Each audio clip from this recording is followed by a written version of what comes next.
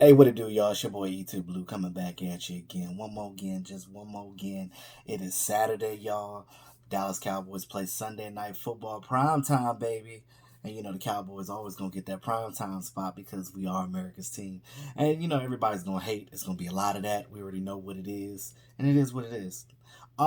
Before I get into my matchup with the New Orleans Saints, I want to first talk about something that I found out last night. I was going to do a video late last night about it, but it was like really late and I was in the bed and I looked at it and I saw the article come up and I said, so the Eagles went and brought back Orlando Scandrick.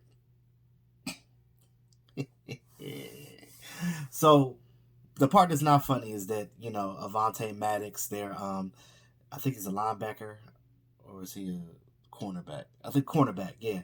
Their cornerback, Avante Maddox.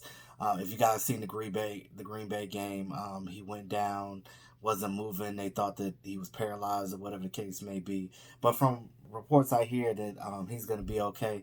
Now, granted, he plays for the Eagles, but you know you never want to see anybody injured like that, especially when they're laying lifeless on the field because you don't know what the situation is. So. Thank God that he's gonna be okay. He's gonna pull through, but of course he's not gonna be at the Eagles' next game. So what they did was they needed to provide depth because they had other players injured, like Jenkins and stuff like that. So they had other players out, other players injured. They've had a decimated secondary, so they needed to fill that spot with somebody. Now they had Orlando Scandrick for training camp early in the season, but they cut him when a 53-man roster came in. So they decided to bring Orlando Scandrick back. Um, because he knew the offense or whatever, because he was there in the off season, so it wouldn't be hard for him to jump right back in. At 32 years old, being a veteran as he is, that's their best option, I guess. Now, you guys already know Orlando Scandrick, so unless you've been living under the rock, you already know his track record. He was with the Cowboys, I think, his first 9 seasons or whatever, out of Boise State University, fifth round draft pick. He played decent with us with the Cowboys. I liked his play when he was here. You know, he was up and down toward the end of his career, obviously, with the Cowboys, because he had some injuries plagued him. But he had a couple of contracts with the Cowboys.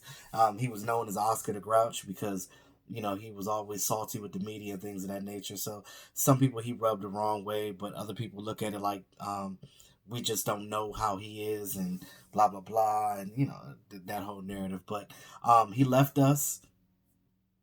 He got picked up by the Redskins that next off season, and he never played an actual real game with the Redskins. They cut him, and then he went to the Chiefs for the season last season. He played the whole year with the Chiefs. I thought he did pretty good with them, but I guess he had a year contract and they didn't sign him back because he was over there at the Chiefs with Anthony Hitchens. I miss Anthony Hitchens. Shout out to Anthony Hitchens though. I miss him though. And Travaris Ward too. He's over there doing good too. I wish we never traded him away because he's actually a starter for the Chiefs, and that left Cowboys with egg on their face. But anyway, so Orlando Scandrick stayed a year with them, and then they didn't re-sign him in the offseason. He was with the Eagles this past offseason.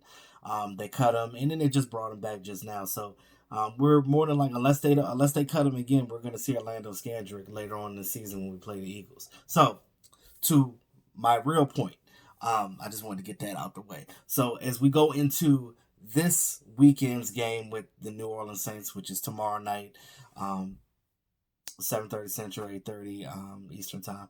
Now it's a prime time game. Everybody's gonna be watching, guys.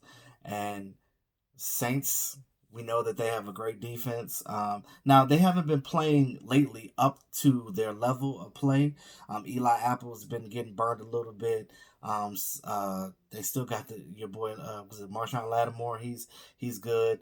Um, the guy that Demario Davis, the guy that Mark Holmes talks about all the time. That's his guy. Demario Davis is their basically he's their captain that calls the plays on the defense and middle linebacker. He's basically their Sean Lee, and but a guy that stays healthy and you know he plays very well. I wish the Cowboys would have got him when he was available, but it's going to be a tough matchup, and I'm going to get into offense, defense, things of that nature, and just talk about a little bit of that. Keys to victory. Um, so there's a lot to get into. Now, a lot of people say that, well, it's pretty much half and half. Now, we know that there's Cowboy fans all over the globe. Um, the the they said that it's going to be a 50-50 split there, but that's hard to say because the Saints fans come hard for these games. And granted, it's going to be a tough out for the Cowboys because they're playing in the Superdome, and that place, it's a dome. That place gets loud. It's like going up to CenturyLink up in Seattle Seahawks. It's really a tough place to play.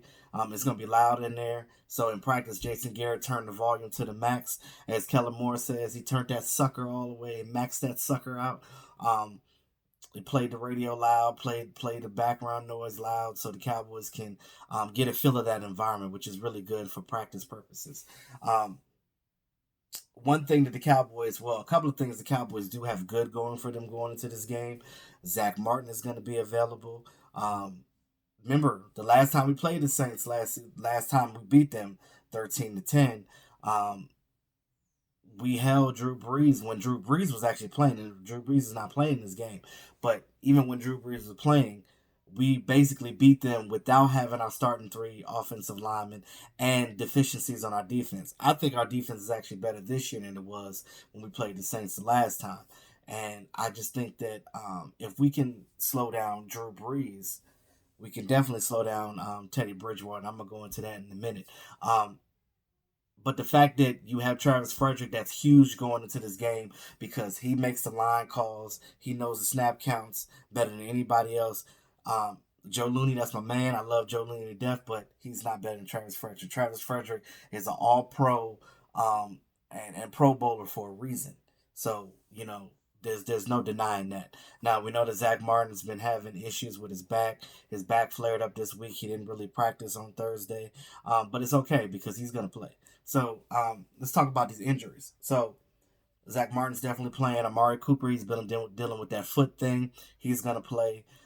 Xavier Woods is actually coming back. He's going to play. He practiced the latter part of this week. Excuse me, Tavon Austin is back. He will be playing. That is, if they don't make him inactive, he should be in the game. That way, you don't have four wide receivers. You got your gadget guy out there, and you got your guy for punt returns as well, if you can. Luke Gifford, supposedly is back, but he's still questionable for the game. I'm not sure if they're going to throw him out there as an undrafted rookie right then and there. And it's like, okay, you're back from injury.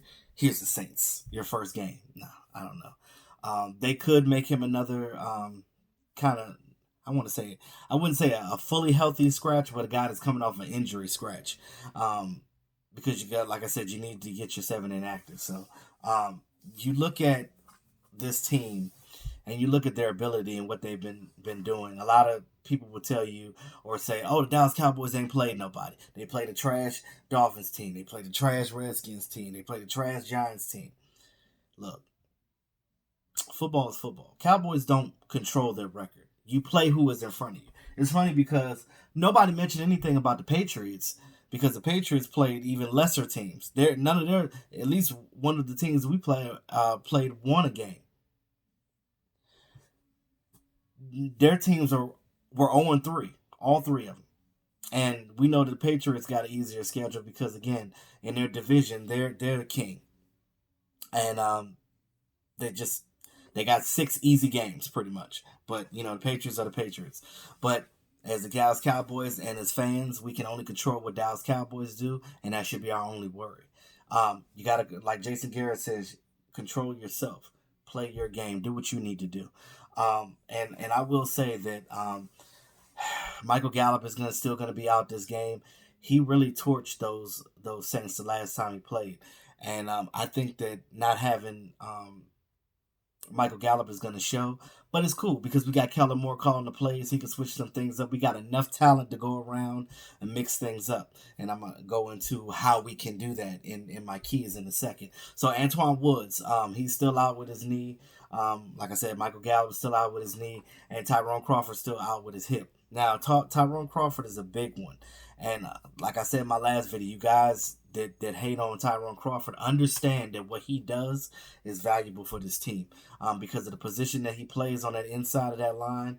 It definitely helps get some push off this line for these guys to apply pressure to these quarterbacks. Now, one bright spot I would say is with Robert Quinn. Now, granted, I know it was the Dolphins, but he came in his first game back from suspension and from injuring his hand.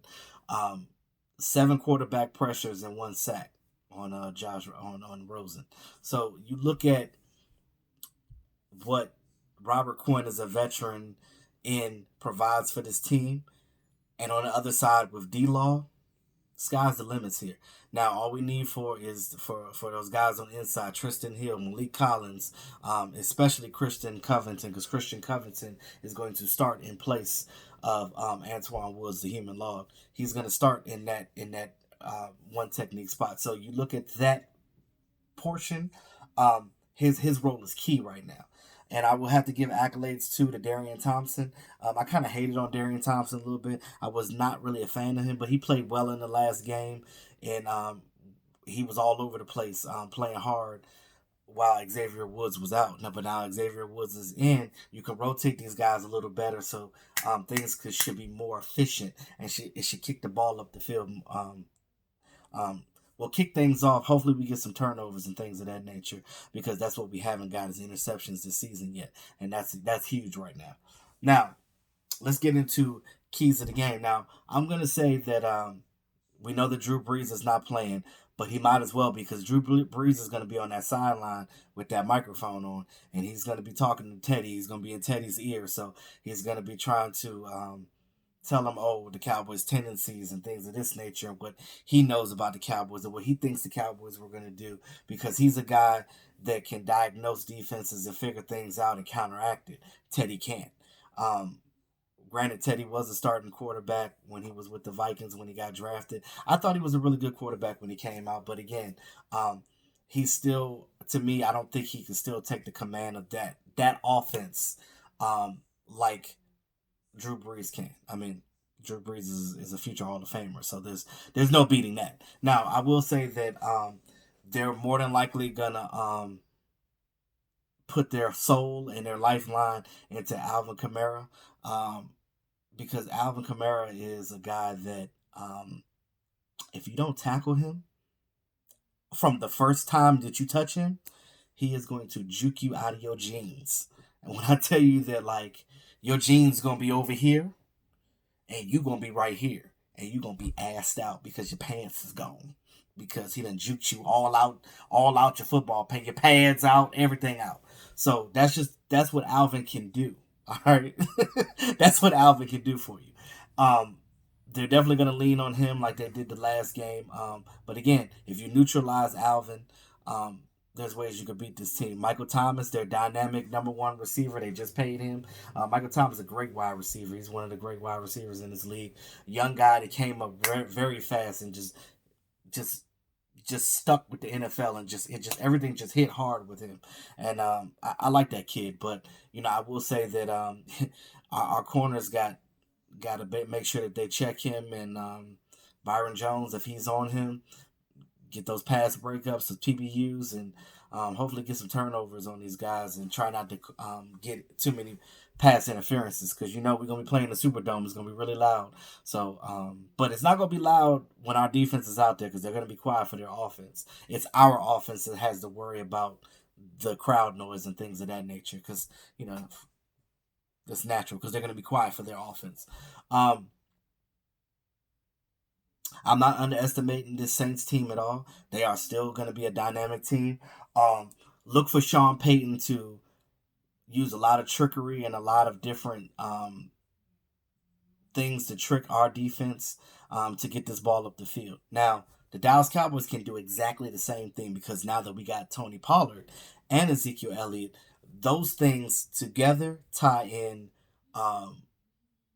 much better. Now, if you're talking about pound for pound, I believe the Cowboys have more weapons than the Saints, and I think that at the end of the game, the Cowboys are going to overpower the Saints, and it's just going to be too much. I don't think that Teddy Bridgewater can sustain going into a a shootout with Dak Prescott, I don't think that he can sustain that. Now, I know that the Saints are probably going to score, and I think the game is more than likely going to be close throughout the whole game. But I think that at the end, the Cowboys are going to pull it out because I think that they can score more consistently than the Saints can without Drew Brees. That is. But again, you contain Alvin Kamara. That's a key point right there. You contain Alvin Kamara. You contain Michael Thomas to some point, and that's pretty much what they got right there. Now they have some other good guys too as well, but you look at what their bread and butter, their meat. Those are the two guys that you really have to look out for. Now, you got to stress Teddy out. Now Teddy is he's a poised player. He's not a guy that a quarterback that's going to come in like a deer with his head, you know, a deer in the headlights and not know what he's doing. But I will say that you still need to frustrate him. You got to make it difficult for him. You have to make it hard for him to get down the field. Another thing the Cowboys have to do, well, not do, I should say, is on defense. When you're blitzing, be careful when you blitz. Don't go all in on the blitz because what's going to happen is you're going to go all in on that blitz. He's going to throw that ball right over your head to Alvin Kamara, and it's going to be a 25 to 35 to a 40-yard gain, and you don't even know what happened. I mean, look for the RPO, look for shotgun, look for a bunch of wheel routes in this game. It's going to be a lot of different plays on both sides. This is gonna be a really good game, you guys. It's gonna be very entertaining. I'm gonna say that right now. It ain't gonna be no boring game like we've seen in previous Thursday nights and previous Monday nights since the season started. I think this is gonna be the best Sunday night football game this football season because again, the Saints got weapons, Cowboys got weapons. The Saints even used their third quarterback. Was it Taysom Hill? They're gonna use that guy, and Hill's gonna come in there. He's gonna do something. They might play him a tight end. They might um have both him and Teddy and do a flea flicker because you got two quarterbacks that can throw the ball to do that. So I'm just looking at the things that this team can do, and you just have to be mindful of that. Our team, we can't get like we did with the Dolphins. You can't get too anxious. You can't get out there and get too greedy. You got to go and play your game. Do not over pursue, because again, if you over pursue and you get too aggressive, the Saints are going to make you pay. Because like I said, if you blitz too many people, that back end is gonna be wide open, and if that ball goes sailing over your head, that's seven, and you don't want seven on you.